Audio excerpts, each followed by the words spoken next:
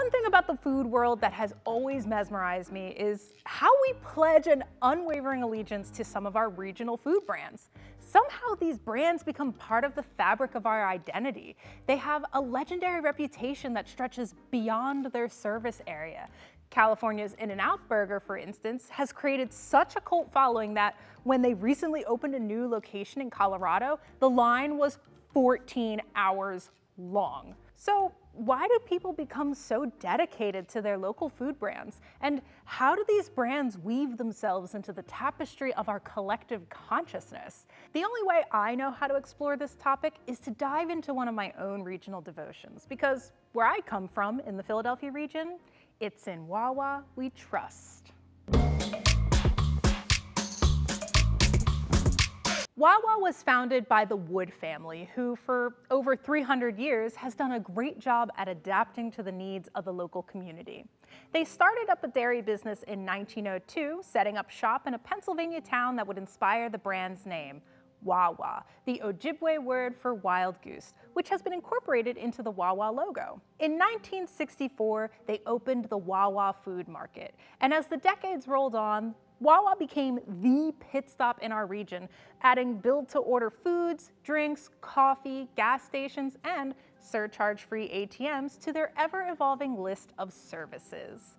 Today, they have over 850 stores in Pennsylvania, New Jersey, Delaware, Maryland, Virginia, Florida, and Washington, D.C. They've built a really strong brand over the years, but that strong brand is fortified by the cult-like following they've also cultivated. To understand Wawa's journey to becoming the worship brand that it is today, I've broken down their success into 3 components, a formula I will be calling the theory of Wawativity. First, community.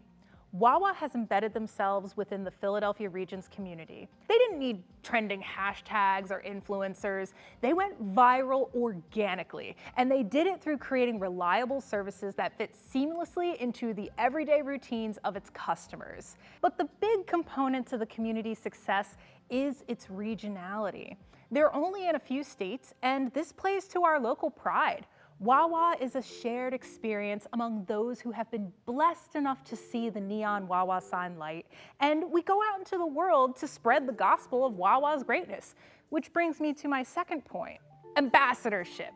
We have been indoctrinated with the belief that despite the fact that other convenience stores exist all throughout the country, they are nothing like Wawa. Wawa doesn't need influencers because we, on our own accord, have become ambassadors of the brand. We'll buy the merch, wear it around town, post pics of us with the Wawa logo emblazoned across our chests. Not only does Wawa have tons of people across all social media platforms singing their praises, gramming their Sammies, and tweeting about their Wawa love, Wawa has made it into the national mainstream to serve as a nod to the Philadelphia region. Wawa has appeared in the ABC sitcom The Goldbergs and has been referenced in 2 Saturday Night Live skits thanks to local legend Tina Fey. The sketch pits Bostonians with their Dunkin' Donuts coffee versus Philadelphians and their hoagies, and it spoke to a primal part of the Wawa psyche, programming the third key component to building a cult following,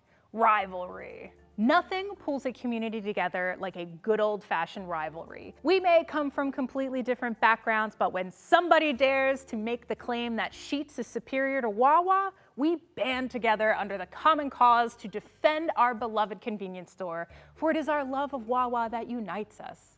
Now, it's worth noting that Wawa nor Sheetz started this debate. We did it on our own. That competitive edge makes the stakes feel a lot higher, and this has been discussed before. In 1911, the American Journal of Sociology published a paper by the University of Chicago's George E. Vincent called The Rivalry of Social Groups.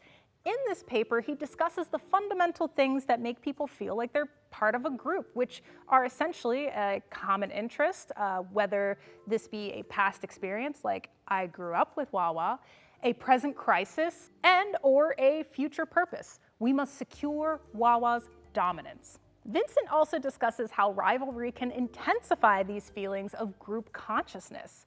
In this paper, he says conflict, competition, and rivalry are the chief causes which force human beings into groups. He also says that It is rivalry which brings out a sense of teamwork. To have two of these components can be very powerful, but to have all three, the Wawa Trinity, well then, you're a triple threat.